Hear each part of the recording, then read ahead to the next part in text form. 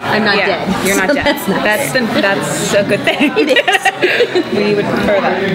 So we were just talking to the producers and they told us about how they brought you cupcakes and that They did. thing, but they still thought they weren't going to get you. So what made you decide? You know, they were so. It's them. They sent me cupcakes, Jerry and Jennifer. What? Your cupcakes? What are you talking about? No, I didn't. They might have melted by the time they got to Australia. Yeah, shipped them overseas.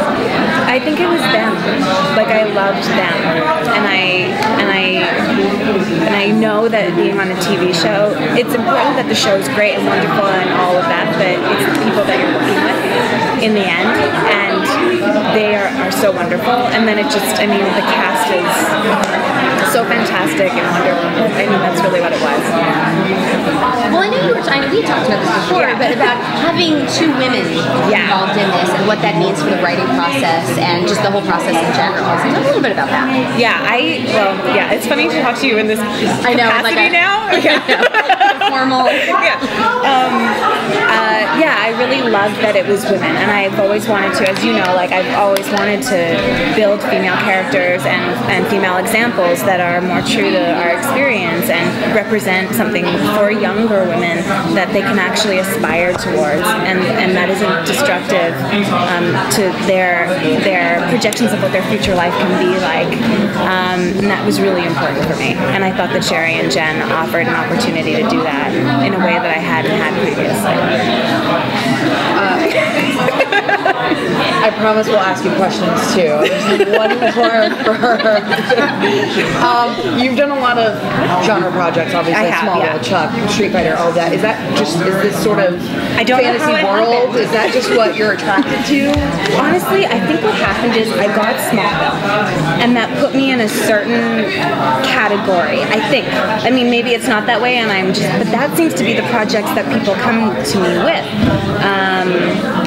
And I've done a bunch of like little independent films that aren't as genre-y at all, but they're little and they don't have it. They're not as defining for me in that sense.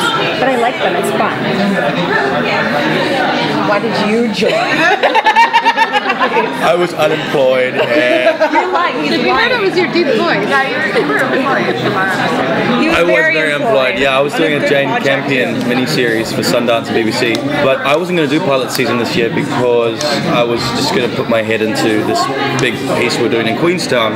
But they gave me a call and said, put yourself on tape. And I'm a fan of the original series. I grew up watching it. So I was really intrigued to read what their pilot was and how it related to the original series. And when I saw that it was very different, I was even more excited because I didn't want to try and remake that because the fan base is so huge, we just get our heads chopped off. And I'm a very physical actor as well, like I've trained in physical theatre, so the idea of him transforming into the beast and what I could bring to that as an actor was exciting for me. They do say that all the time. Do they? I've never heard that. Dangerous. I don't know. I just try and personalize everything so it becomes true to me, even though it's supernatural and may seem very far-fetched. I make it seem a reality to me, and just whatever comes out is, He's very emotionally connected, though. So in my experience of you, so it like the intensity of the emotion comes across really strongly, and I think it's very raw. So I think that's what the girls were doing.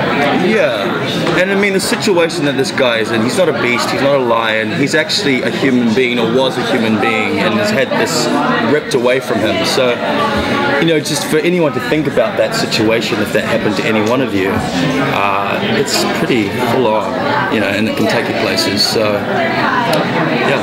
Most of us have seen the pilot, so we have kind of an idea of what your characters are, but they said you, in particular, you become smoothier, they said, as the episodes go on. Do you notice that as the scripts are coming in? Are you Well, to tell you the truth, we haven't seen any scripts. We haven't seen a single script. Yeah, we're still in early stages. Yes, I'm excited about where the beast element can go. Yeah.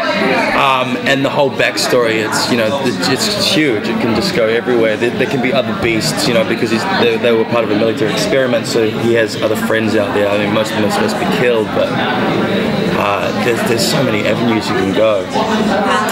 And I like the idea of, because it's a chemical mutation, I like the idea of it sort of getting bigger and bigger inside him and what that can do. Do you think all that his friends, his surviving friends that are out there are as, you know, nice as him? Or do you think there are some that... You know, I mean, that was just an idea. There may not be any other surviving beasts out there. But I've been looking at all these sort of mind control stories that from the 50s and stuff, and experiments they did. And they did these experiments on monkeys, and they triggered the aggressiveness in them. And when they were in their packs, you know, they were only aggressive towards other people, towards other monkeys that were also a threat. But each of their personalities, you know, sort of constructed how aggressive they were. So if their personalities were quite meek, their aggressiveness was, you know, not as large as the others. So I found that really interesting to see with your question. Yeah, maybe there are some beasts out there that are, you know, going to be a threat to Catherine or a threat to Vincent. But we have no clue. But we have no clue. I'm just talking shit right now. Or you said you do more stunts, because they were just talking about you hanging over stuff in Smallville. Oh yeah, right, because you guys have... So you're sort of like famous for this now, so they're going to make you do. Well, I don't know what happened. I think that somewhere down the line, someone figured out that I was good with stunts. And then it just keeps happening.